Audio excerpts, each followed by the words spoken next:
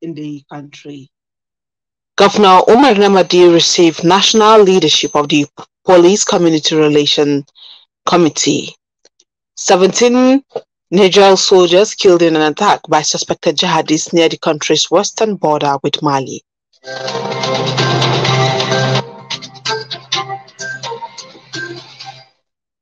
Today, it's 29th Muharram, 1445 after the Hijrah of the Prophet Muhammad sallallahu alaihi wasallam, which is equivalent to 16th August 2023.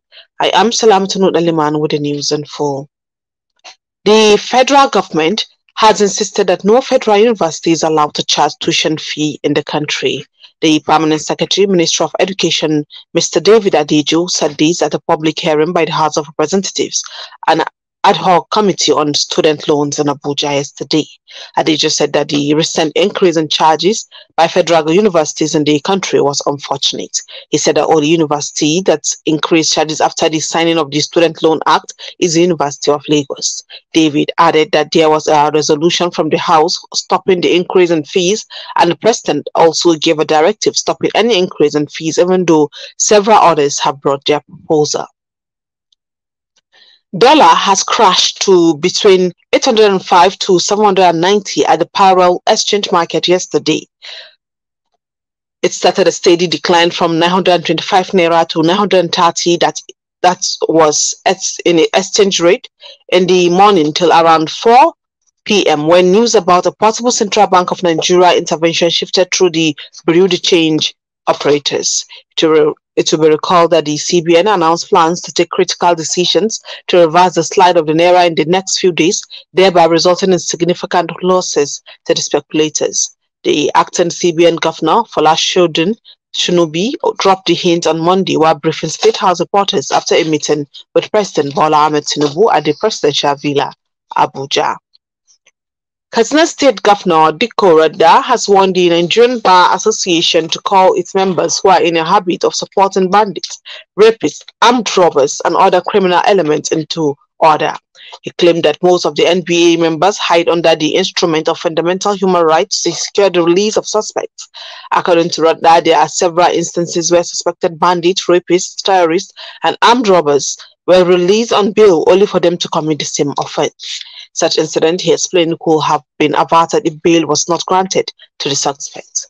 The governor gave the warning yesterday at the Katsina Government House Council chamber shortly after he swore in 4 new High Court judges as part of measures to strengthen the legal system and justice delivery speed in the state. He therefore charged them to take advantage of technology to improve justice delivery to the state. Governor of Kaduna State, Senator Ubasani, has announced a generous gesture of providing 1 million naira to the families of each of the 8 worshippers who tragically lost their lives during the prayers at the Zaria Central Mosque.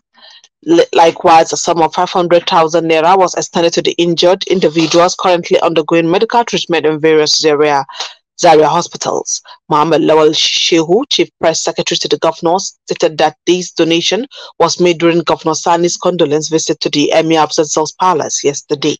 Governor Sani assured that those discharged from the hospitals and receiving care at home will each receive the sum of 250,000 naira. Sultan of Sokoto Alhaji Muhammad Saad Abubakar III, who was present during the condolence visit, extended condolences on behalf of the entire Muslim Ummah to the people of Kaduna State following the tragic incidents. Governor Malam Umar Namadi has today received the national leadership of the Police Community Relation Committee, who paid him a courtesy call in his office. National President Alhaji Ibrahim Olaniyi said they were in Dutse to congratulate the governor over his recent electoral victory as the executive governor of the state. They described Dutse as the most peaceful state capital in Nigeria, saying that must have been realized and sustained by the ability of the current leadership in the state. Responding, Governor Namadi expressed his deep appreciation for the visit by the PCRC's National Executive, adding that the PCRC is a very important committee as it helps cement relationship between members of the community and the police. He also pledged that the government will continue to support the committee to achieve its objective. The news is coming to you from the studios of Sawaba Radio. More news after the short break. Stay tuned.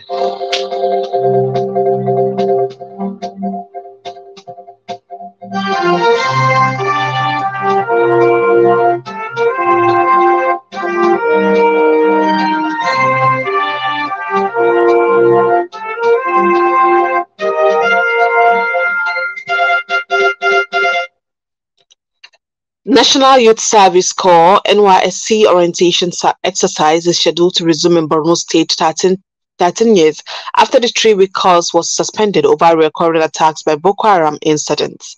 NYSC took to Twitter yesterday to notify prospective corps members deployed to the state's second stream of the Batch B orientation course of a change of venue. The date of the commencement of the orientation course has also been changed to 18th August 2023. All affected PCMs are to report on the dates printed on their call-up letters. Nigerian Customs Service Kebbi Command has seized 138 packs of tramadol worth 22 million naira at Kamba border in Kebbi State. Other drugs seized include 81 table-sized cannabis sativa and a Toyota Camry conveying the drugs. Briefing journalists at the NCS headquarters in Birnin Kebbi, the Controller of Custom, Dr. Ben Oramologo, said officers of the command also seized 46 bags of foreign parboiled rice of 50 kg, 40 bags of 25 kg, 88 bale of second-hand clothes, and 4,200 liters of PMS and 525 liters of diesel. While handling the seized drugs to the state, the NDLEA commander, Usman Suleiman, said his command was able to intercept the items as a result of the sustained synergy with relevant units and other security agencies at border station in the state. 17 Niger soldiers were killed yesterday in an attack by suspected jihadists near the country's western border with Mali, according to Defense Ministry. Statement said the victim of a terrorist ambush near the town of Kotogu.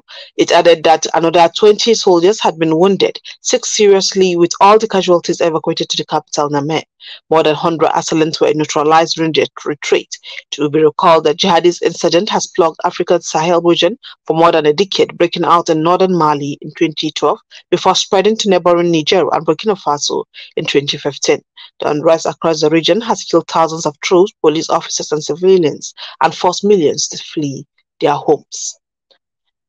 2 powerful armed factions battled in Libya's capital yesterday in the city's worst violence this year, but the deadly clashes calmed after one side released a commander whose detention had triggered the fighting. A Tripoli health agency said 27 people were killed and more than 100 injured in the violence, without saying if the figure included both combatants and civilians. The Special Deterrence Force and the 444 Brigade are 2 of the strongest military forces in Tripoli, and they're fighting from late on Monday rocked district across the capital.